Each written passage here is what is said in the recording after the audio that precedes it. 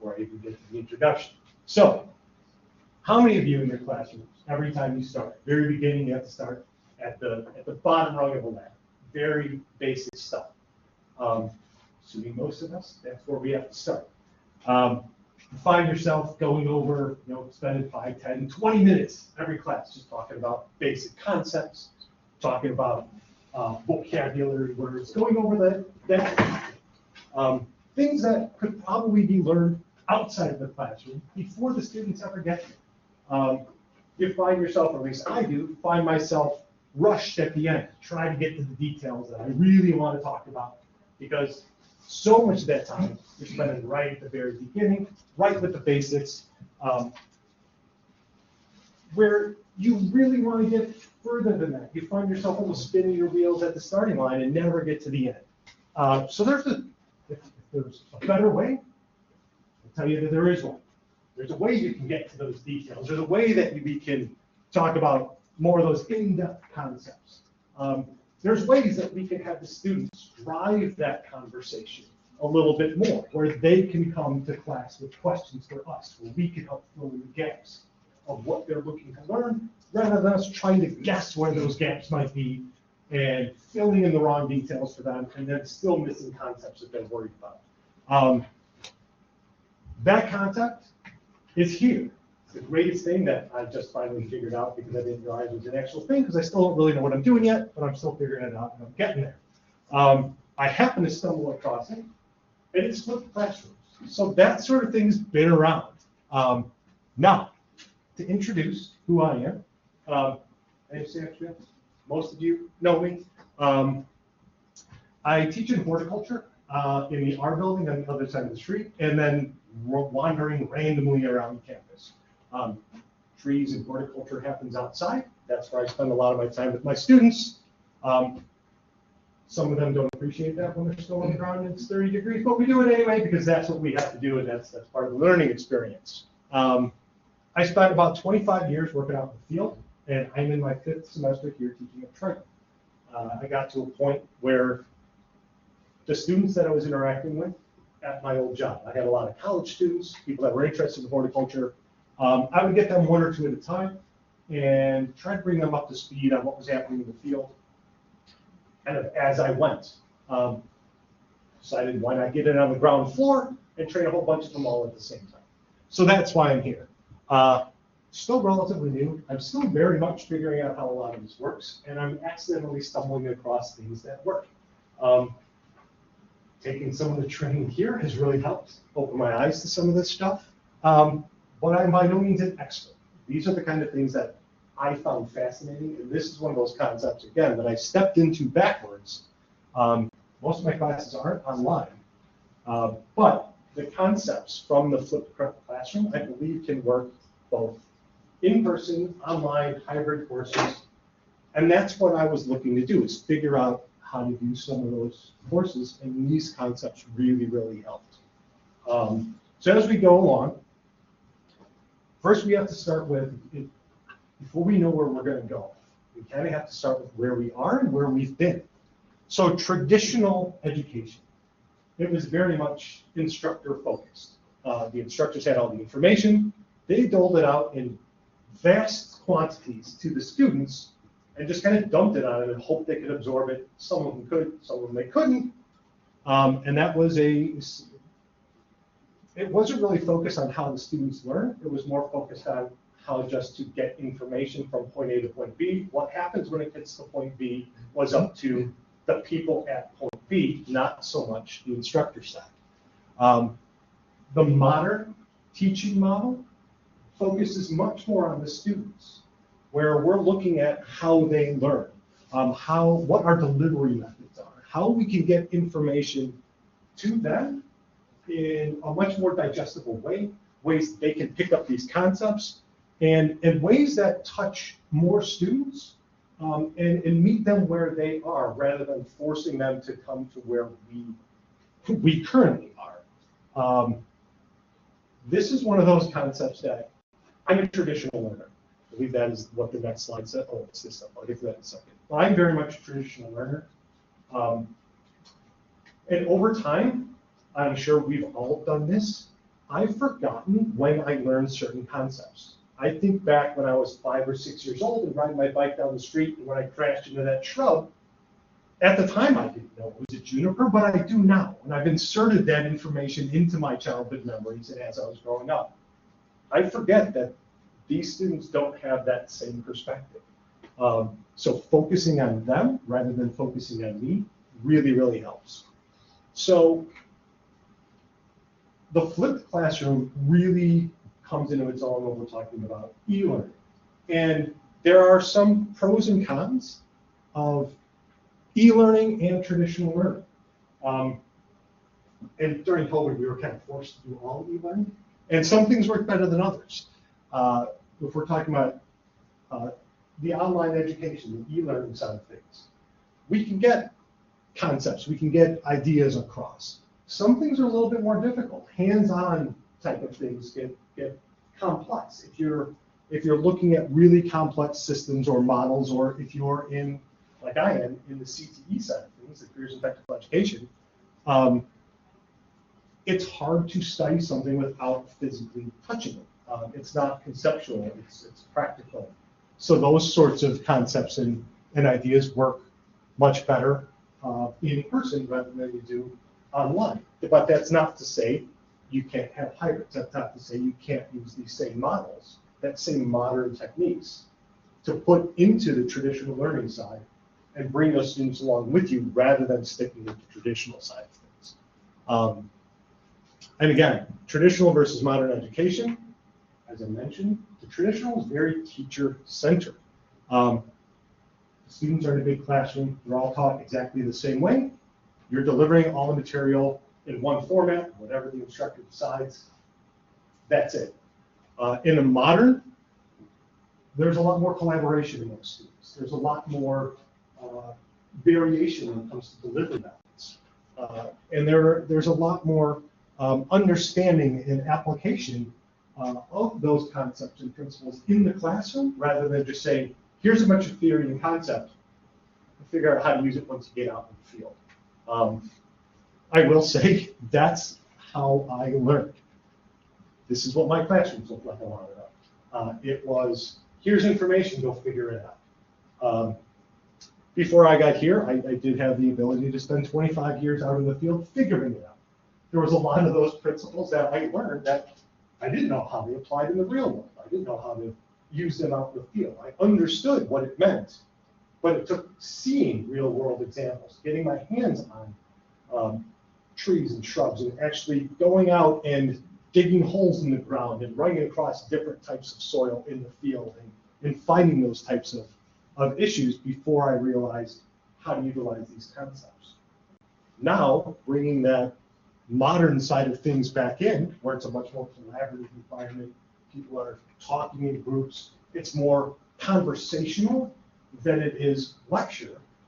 We can talk more about that. We can talk openly. We can say, how do you understand this compared to how I do? And again, with my students being able to go outside, having the campus here, I could do that. I could go outside and utilize the campus. We can dig holes in the ground and learn how to install drainage. So that hands-on side of things really does help. But again, how does that work when we're talking online type of stuff?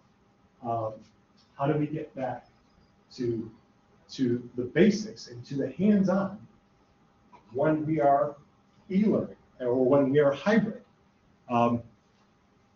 And the way I stumbled into this is through peer instruction.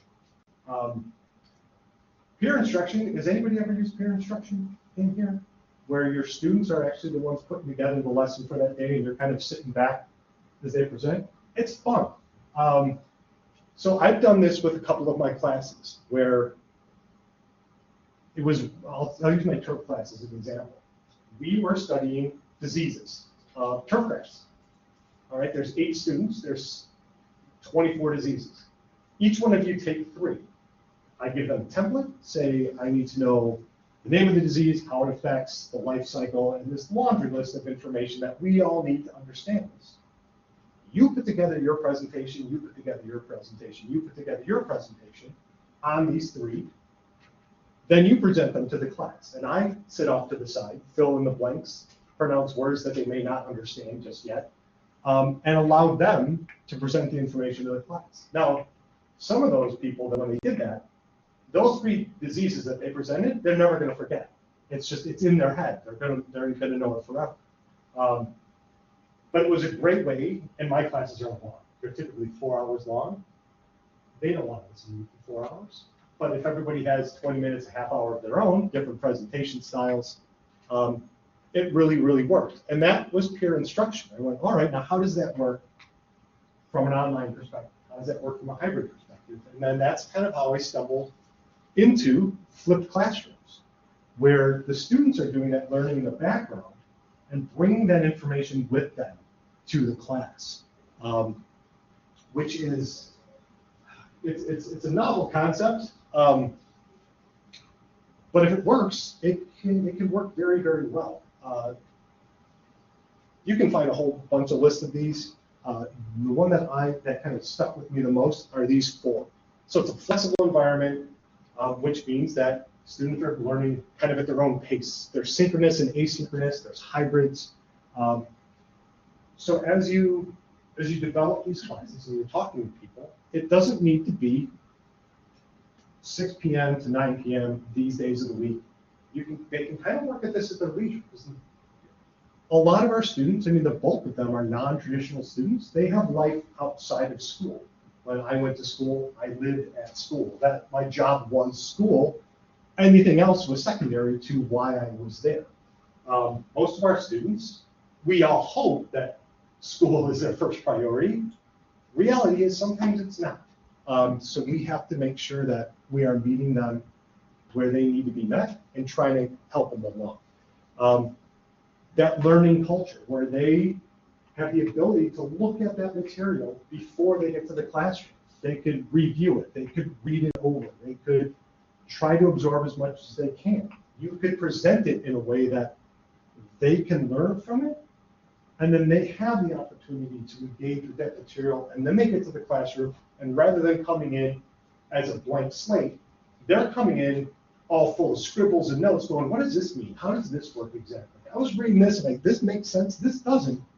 And then we could figure out how to go, all right, now I know this concept, all the students understand. This concept over here, maybe I need to spend a little bit more time on it. And as the subject matter experts in our field, as the ones standing up in the front of that room, we can then tailor make those lessons to what the students really need. If they're coming in with questions, we can answer what they need and push it even further than we'd be able to if we were starting from scratch every class period.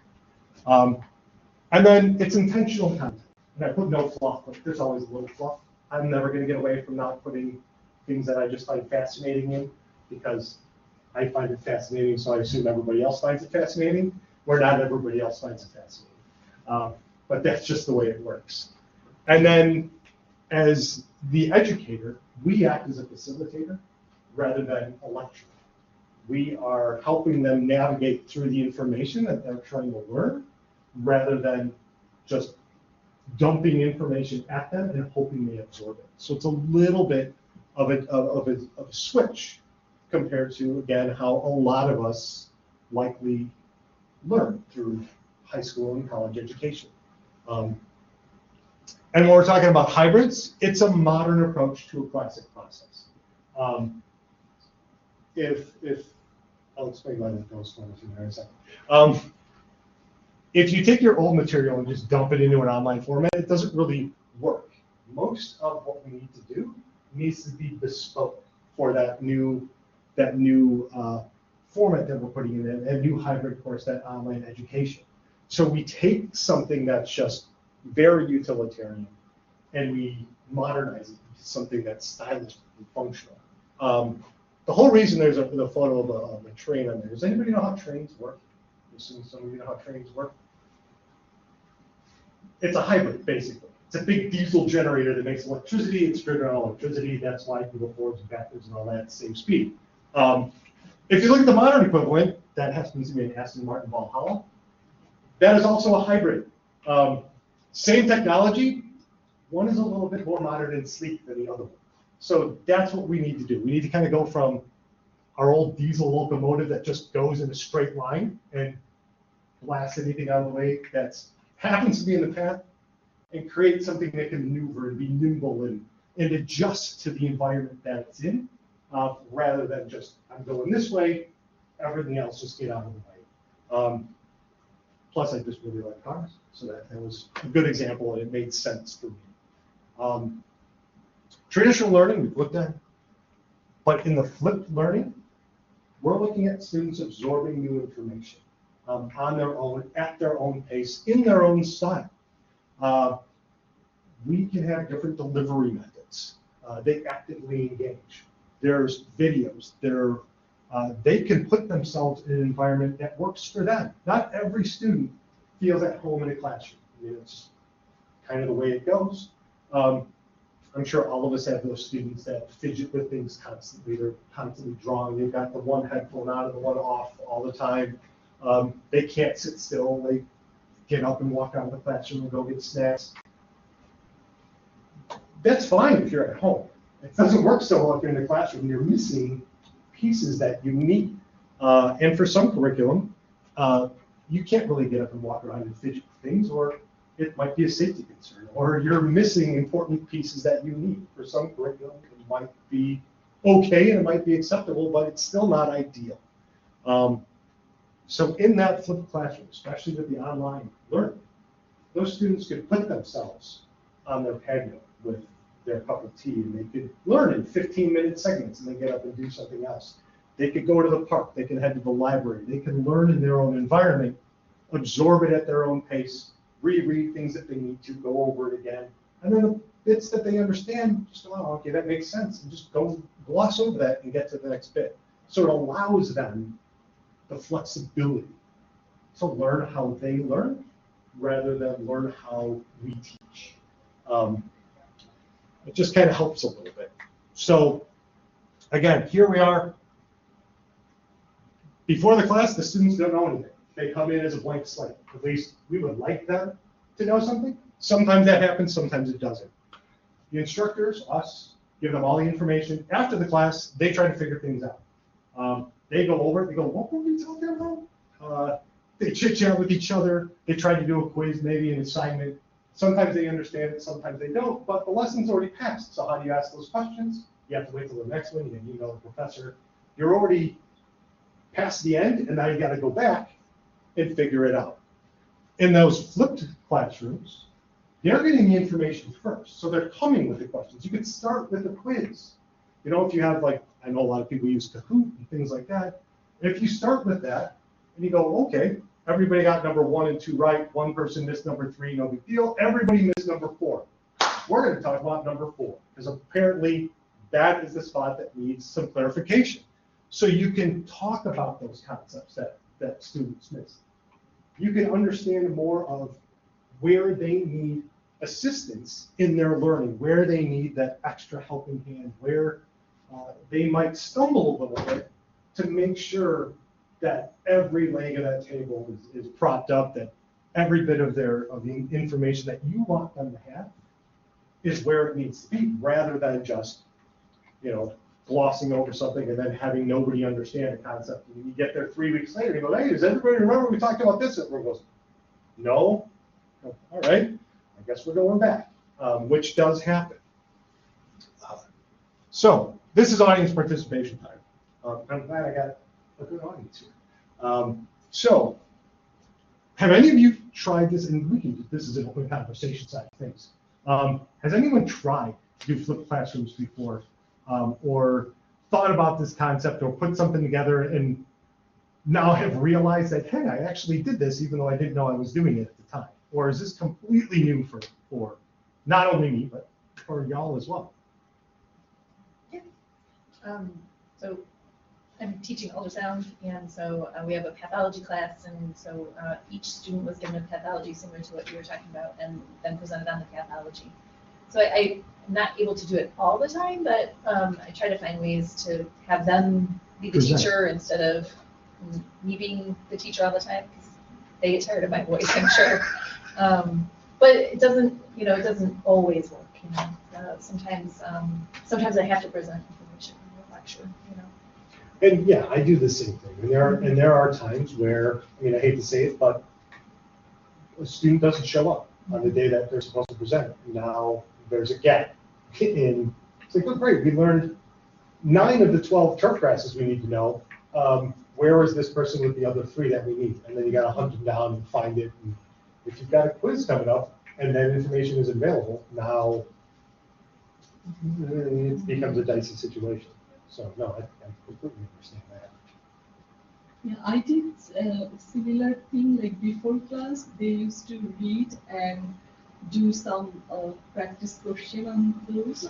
And then the lecture, then I had some quiz in class. So that I did, but last few semester I'm not doing, because I noticed my other colleagues were like, they were giving long time for the homeworks, because when I was doing that, then lot of them missed that, and then I had to open up those homework again. So then now, but I'm thinking to go back to my previous, because now I can see that they are actually not reading at all. Mm-hmm. So when they come to class, nothing. And after lecture, they are not going through the lecture again. Next time, nothing. So as if they are listening those words completely new. So now I'm thinking to go back to my, like, keep them to read and do some practice, like quiz, like the McGraw-Hill has the smart book. Yeah. So they can do the smart book, so learn those topics which we will discuss, and then do the quiz later on in class. And I mean, you both bring up a good point that a lot of this relies on the student being accountable for their own learning and accountable for their own work. A lot of them, I hate to say it, but they get here and they don't know how to adult yet. A lot of the younger students, they get through high school and everything was just kind of like, do this, and they were shuffled along. And now they get here and there's no one behind them going, you need to keep moving. It's up to them to figure it out. And some of them just don't understand that. And unless you really push them, they're going to fall off. And it forces them to take accountability for themselves rather than us trying to be accountable for what they're doing or responsible for what they're doing. I mean, ultimately we are, but at the same time, you can only reach so far, and if they don't reach back, they're not going to get pulled along. So, again, this is one of the reasons I struggle with some of this stuff, is because my students fall into the same thing. And I try to think, you look around your classroom and you go, if I did this, how many of these students wouldn't be here anymore because they won't be able to keep up, or they haven't figured out how this works yet. And it's a legitimate concern, especially for a smaller department. I don't want to rigor my way right out of having any students left, because that's not ideal either. So there. Do any of you have any courses that can be adjusted to fit this model? And for those of you who have, what were some of the growing pains that you experienced in this process? I have an example coming up that I'm going to use for my own classes, but I mean, just thinking about this, do any of you have classes that you're like, maybe this will work, or have been considering a class that could potentially become a hybrid class that this type of model might work for on the other side? Well, my class is actually a face-to-face class. It's 14 people who don't speak English. They all speak Spanish. So I've been thinking, okay, how do I really do this? I give little things to read between classes. A lot of them don't. They don't. They work at a factory. They're allowed to come on paid factory time because the company would like them to earn English. Maybe they will stay longer, maybe they can become supervisors. So the classes are a great deal of fun. It's very noisy. I keep trying to think, okay, how do I do this to get them to take a little more responsibility? We do a lot of listen and repeat. I turn myself on. Yeah. For his But then we go around, every person has to do it. I guess it's very traditional, but I'm trying to think, okay, how do we make this not feel like that? Exactly. That it's, that they're doing it, and it's fun for them. And that's a tricky thing. I did the opposite. So I worked in landscaping for a long time. I took a few years of Spanish in high school, then didn't speak it for 7 years. And then I was I was out in the field. My first year I was out in the field. It was me and 69 other people, and all of them spoke Spanish. And I was the only guy that spoke English. So here we go, crash course of learning. And I did take some Spanish classes, and it was a lot of photos of things because we were working in the field. There were shovels and rakes and all this stuff. I just needed to know how to say those words. Like, that was the basic. Like, let me just start. Like, how do I say rake? How do I say shovel? So it was photos, and then it was, the flashcard type of thing of shovel, and then try to say the name, and you see it on the other side. Or the difference between a rake and a brush, or a brush and a broom, were two completely different words. And then you get the guys that spoke a different dialect, and they would throw you all off. That happens, yeah, because we had guys from all over Mexico, and some of them, they didn't use the same words. But for me, I wanted to learn more, and I had taken a little bit of it, but I made it fun for myself so that every time I came back, I could talk to the guys and be like, hey, I learned new things. And then they was like, oh, and they were all happy that I learned stuff because why not? It was fun. And then eventually I could converse with them. I remember how to conjugate verbs and whatnot. But I think it sounds like along the lines that you said before. They don't really, in some cases, don't know how to try. These are not people who came here with a lot of education. No. And they work at a factory, and what they do is repetitive. And I think it's probably a difficult job. Yeah. So it requires some real motivation for them to make an effort that's, I mean, my message to them constantly is, if you want to learn this language, I speak Spanish fairly well from working real hard at it. And my message to them is to try a little bit every day. You think that's only 20 minutes. Otherwise, how is it possible? Yeah. And so we do a lot of talking with each other in class, which is, I think, the closest I can come to what you're talking about. Yeah. I want to do what you were talking about. Really. And again, since I haven't done it all that much yet, and I'm still getting my feet wet, I find it a fascinating topic, but I haven't figured out exactly how to implement it. There's one class I'm going to use as an example that I think will work well. Other than that, it's complicated. I haven't figured it out yet. One of the things that I found with me speaking Spanish, and I know it's a little bit of a cultural thing as well. If I tried to speak Spanish and screwed up I probably sounded like a 4 or 5-year-old trying to work in landscaping the way I spoke, because my words weren't right, the tenses were wrong. But I tried, and I messed up, and it was funny. They would try to then fill in the blanks and help me on the other side. I still love to quit. And I find if I showed I was willing to screw up, then it helped them say, oh, okay, he's given it a shot. I can help, and I can go that way too, because now I put myself at an even footing or even a lower footing than they are, because I'm going to mess this all up. I'm not going to worry about it. I'm not going to worry about it. We're impacting my image in your eyes. I can't expect all of you to learn English in a week. I'm going to be here a while. Me learning Spanish is the better way to go. So again, I try to meet them where they were rather than dragging them to where I was. But no, it's not always the easiest thing to do. And like I said, I'm still trying to figure this out for a lot of my classes because it's just a fascinating topic and it's an interesting way to teach. And I'm learning as I go, and I think I put something like this in my portfolio. I'm learning that not everybody learns the way I learn. Not everybody looks at things the way I look at things. And I'm very much figuring out now that I'm on the other side of the room that there are 20 faces staring back that learn completely differently from each other. So figuring out ways that I can change the way I learn to fit the way they learn, it's been a big eye-opening moment. Well, wait a minute. Why don't they absorb this the way I absorb it? Like, this doesn't work, and then have to figure out new ways to do that.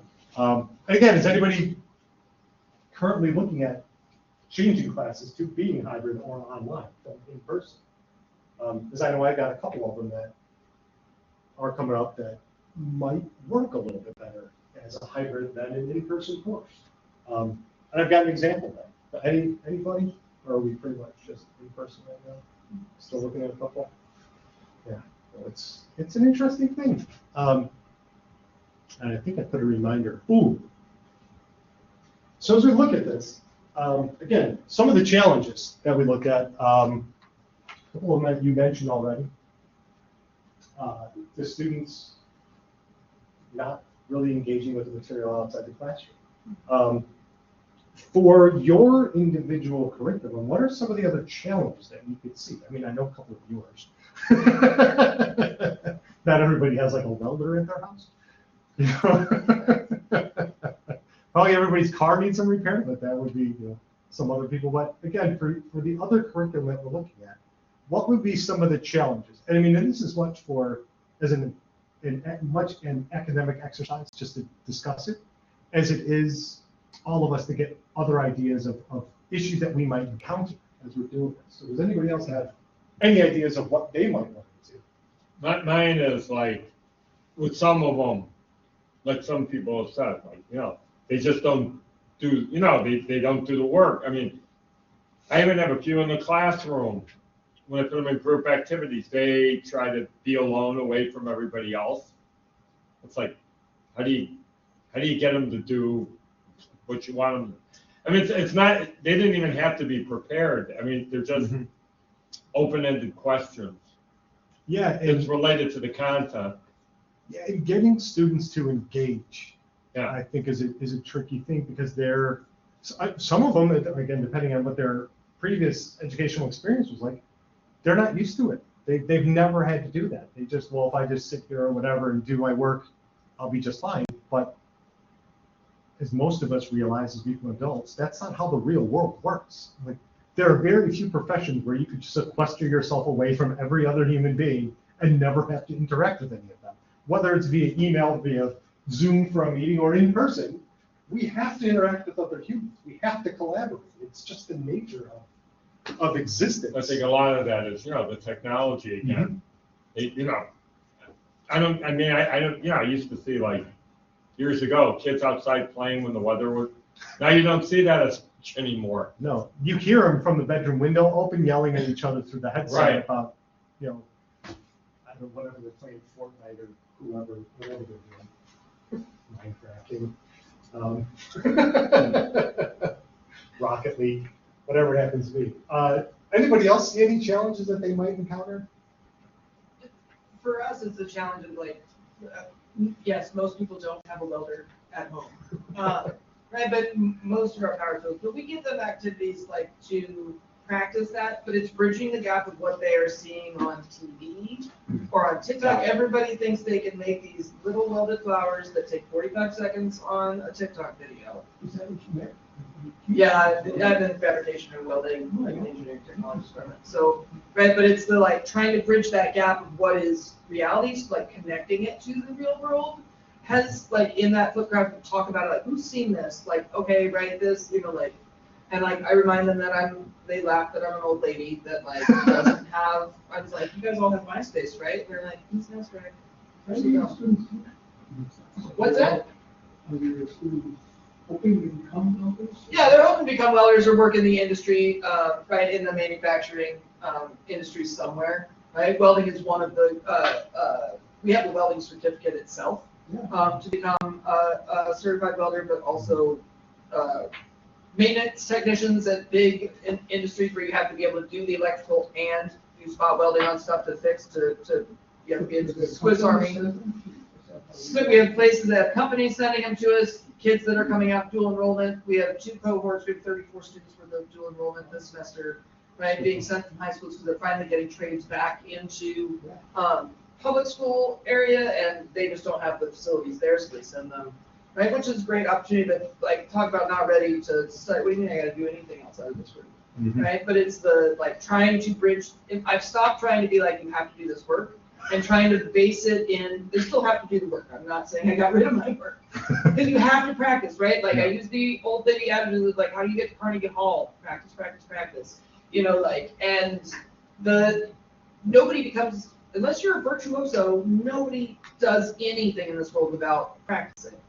But bridging that gap between what is social media and non-reality, like to, oh, this person just did that. Like, it's just like why would I need 2 hours outside of class to learn how to do this? Why do I even need all this time in class? We're here too long, you know, like, right. And so those are some of the challenges, like, even if you don't, like, how can you do that practice? Like, you want to be this fast? Mhm. Right, here are your hand techniques when you don't have a welder at home to practice what your angles are, right? Use a marker and do this, like draw these lines, and when you have them all perfect, then you can come back to a, you know, but it's, so our biggest challenge is like what is reality and what they think happens in a job. You know, like, you just rolled in here at 8:05 and work started at 8, 2 of those and you're gone, right? So like I've gotten, even in that flip of it, like, I'm going to start talking when the timer starts, right? And we're going to have conversations. If you come in late, how do you catch up on that material, right? And like get them to communicate with each other, right? It's one thing if they don't want to talk to me, but talk to, like, I set up scenarios where they talk to each other about what happened. I sometimes intentionally withhold information to see if they can logic it out, right? And there's extra credit available if they can apply a previous project, because everything's built on top of each other, right? By this time of the semester, we've been over some of these concepts, and so like trying, if they can logic it together. Did 3 of them get enough different pieces to put the whole puzzle together? Is that a welding room class? Oh yeah, we have 12. Well, we have a whole welding lab, so there's several of our classes. Yeah, we have lecture and lab. That's a really cool program. And I've had students standing in the front of the room, because I've studied plants my whole life. That's what I majored in. That's what I do.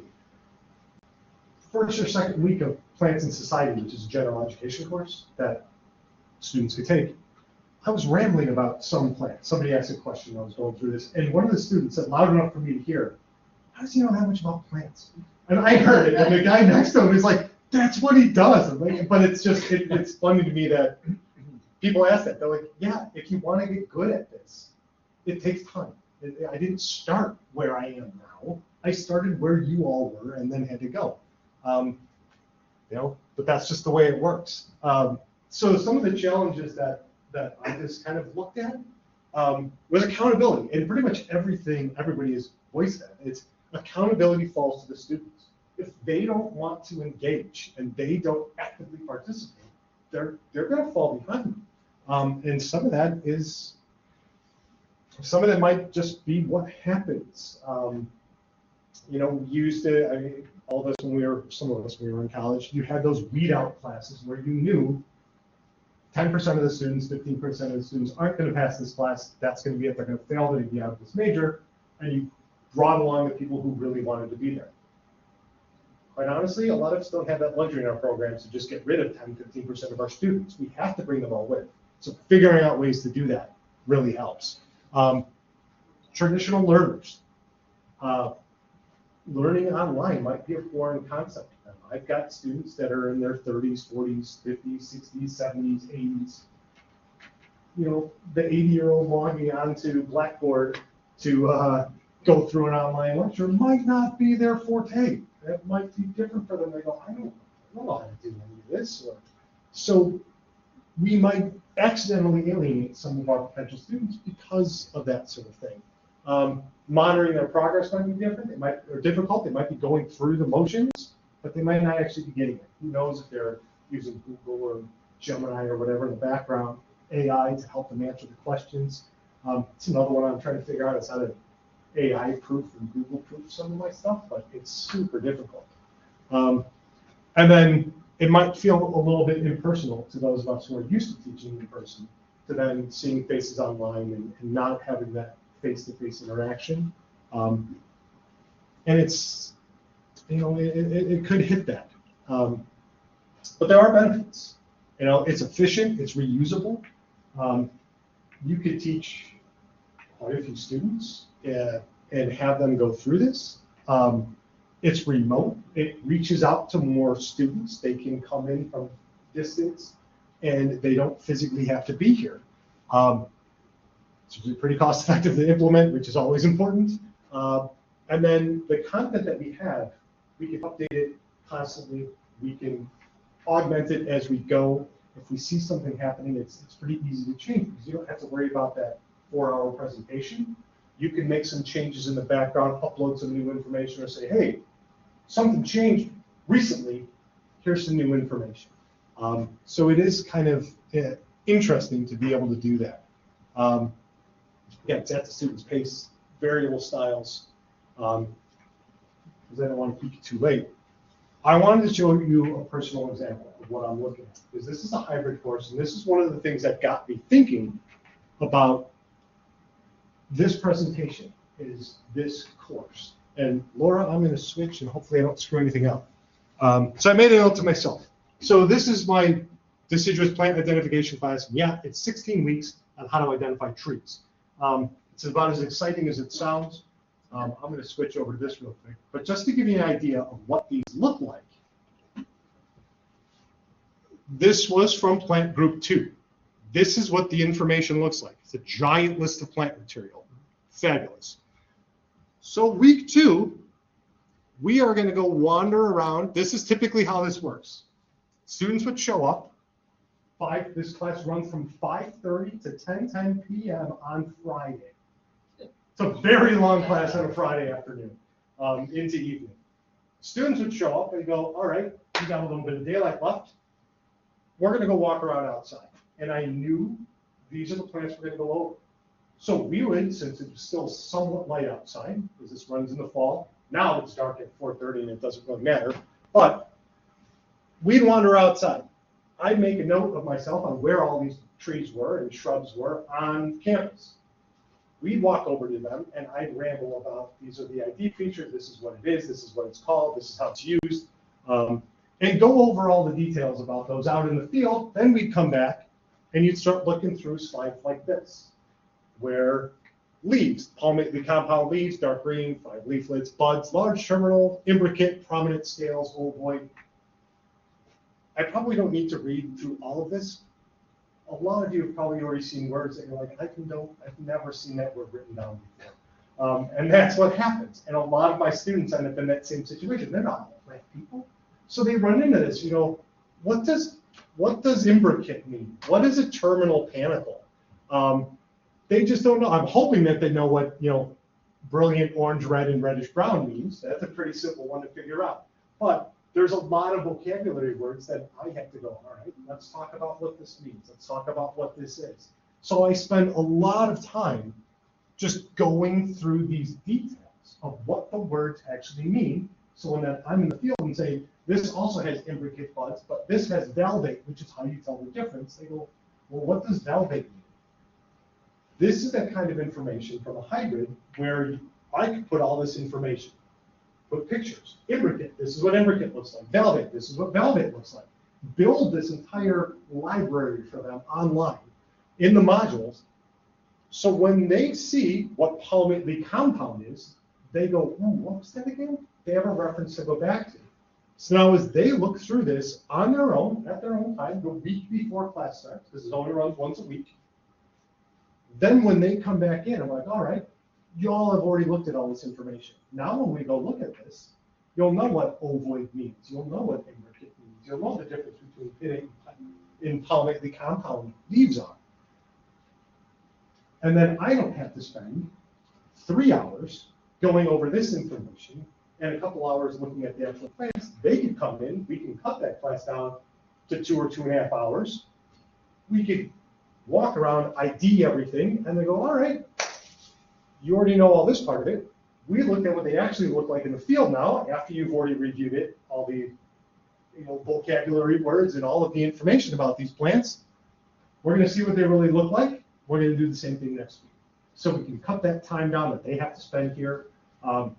It makes it easier. They can review it. They have a much more robust way of looking at it. And then, again, I don't have to spend time going through all the vocab, which gets tedious. Are your students young people? And what is it that they want to do? My students are, it kind of runs the gamut. I mean, I think the average age of student in our program right now is 28 or 29 years old. There's a few that are young. There's a few that are in their mid to late 20s. And then I have a whole bunch of people that are like second career type folks, 40, 45, 55 years old. Some of them are already working in the landscape trades in the greenhouse industry, and they want to either have their own little landscape company or restoration type of thing. Some of them, just because you can't get away from it, want to go into the cannabis side of things because that's just what happens, and they want to be a cannabis grower or something like that, breeder, who knows. Some of them are looking to go more into the plant breeding greenhouse side. A lot of them, it's more the ecological restoration and even food justice and environmental justice side of things. So it kind of runs the gamut. The younger ones are typically looking at more of a career in greenhouse growing, production, landscape maintenance and management. The students in our second career that have been out in the world for a while, they're the ones that are looking more at food justice and environmental justice, environmental science, community, how the community is greening their own community and creating green spaces that the folks in the community can actually utilize. I have to think your students must be pretty motivated. They are. They want to be there. Yeah. Which is why I think this would work for them. Because the ones that want to be there, they're going to look at this and study it. They're going to come with good questions. They're going to look at this. So this is one of the reasons why I picked this class. But this presentation for week 2, uh-oh, why are you not moving? Oh, that's unfortunate. But anyway, this presentation for just week 2, it was probably 150 slides. It's a lot to go through. Granted, it's a lot of photos, but it's just a lot of information. If they can get through some of this beforehand, because we're not going to see trees in fall color when it's August. We're not going to see them in flower in September when they flower in May.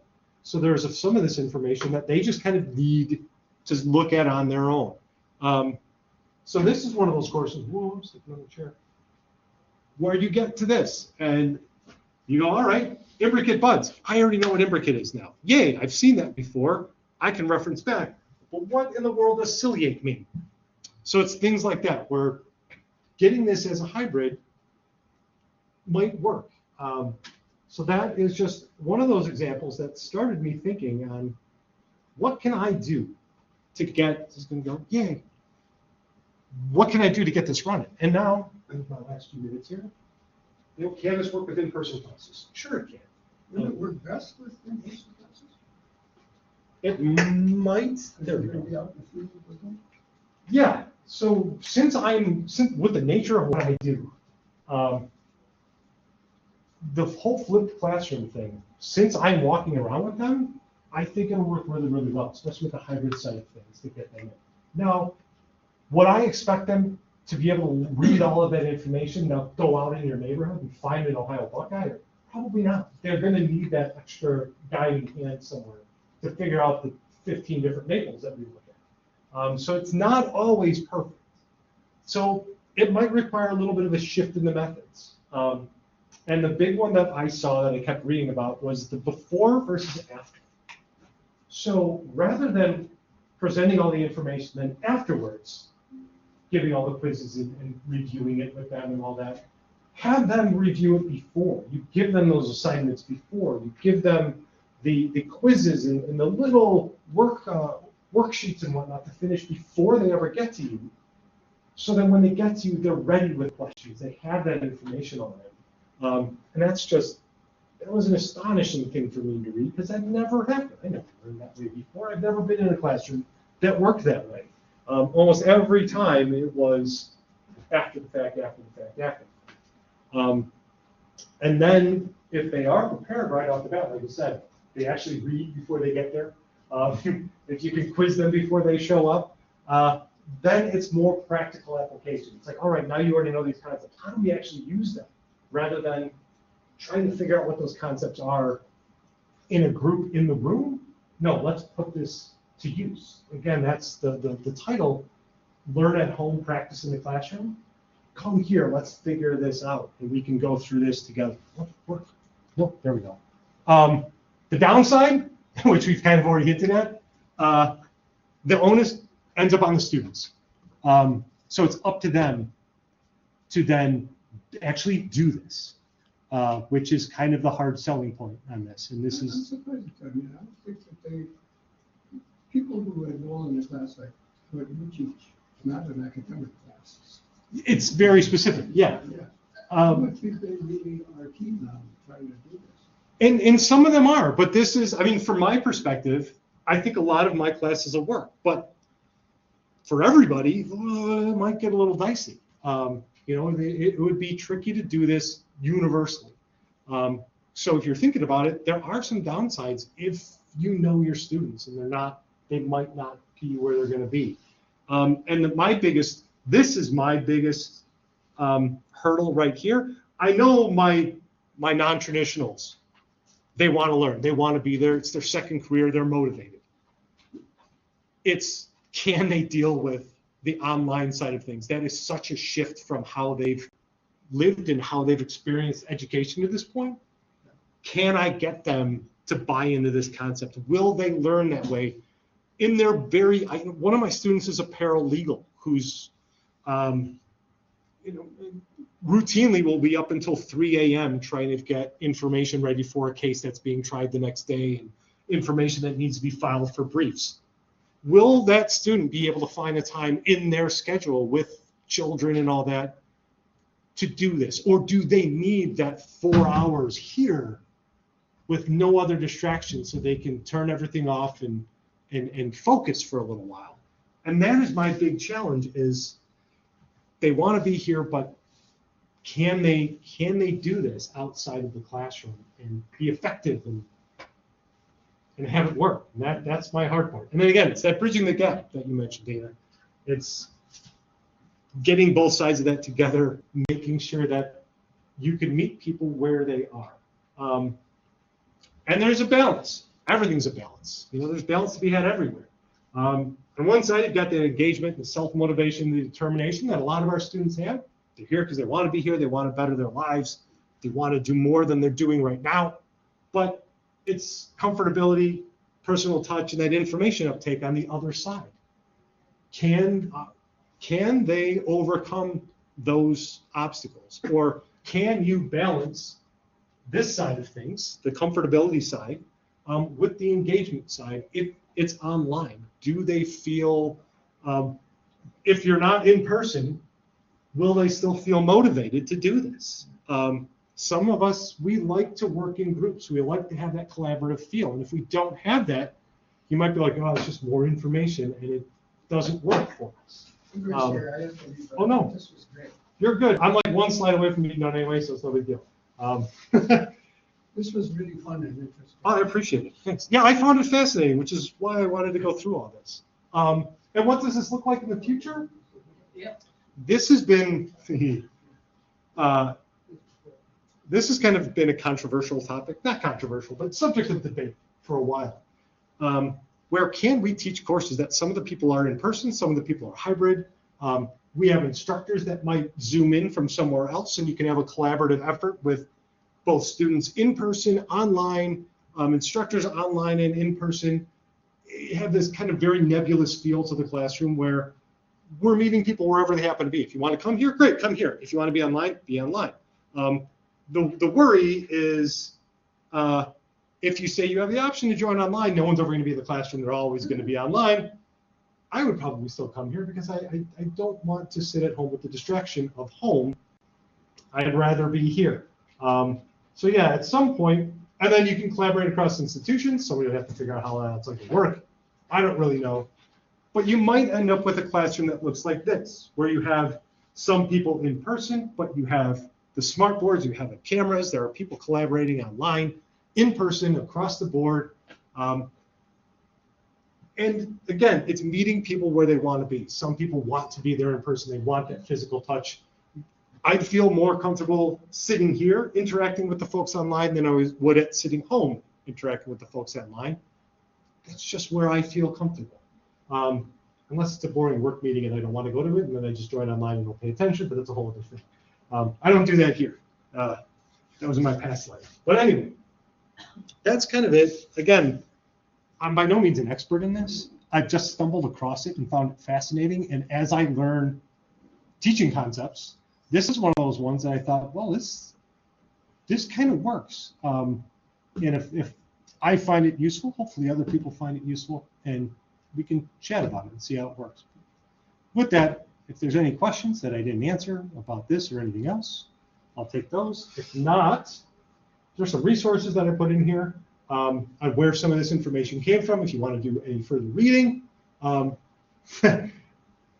I started looking these things up on YouTube and whatnot.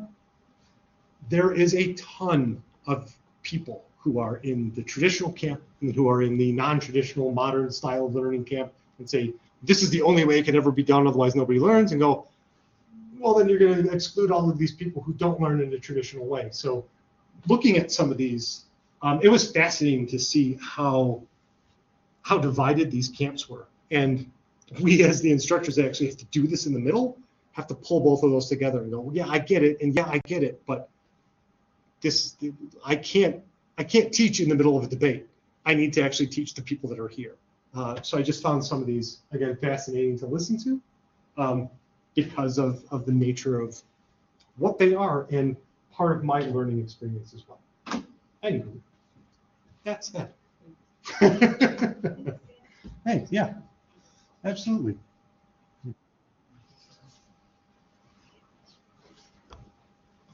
Yay. Very nice presentation. Thank you. Thanks, Jack. I definitely agree with you. This is very tough to do. Hybrid and flipped classroom is tough, but only organized students who really can take responsibility can do it.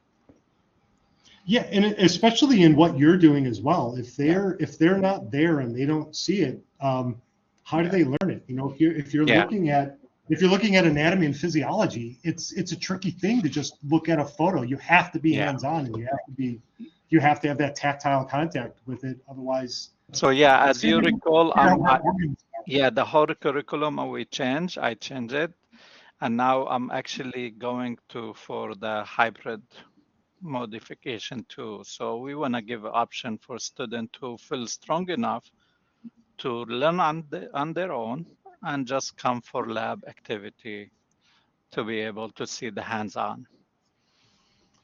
Yeah, and I think that's where a lot of my classes are going to lean toward. Not all of them, like landscape design, probably not. We need that hands-on, in-person type of thing. But things like plant pathology, entomology, we can learn all of the vocabulary words. Absolutely. Learn, the structures and all that, and then just come in here and then wander around with bug nets and catch grasshoppers and butterflies and bees and wasps and look at what we're actually, the vocab words that they learned by themselves. Yeah, well done, my friend. Thank you. Thank you, sir. Appreciate it. Sure, thank you.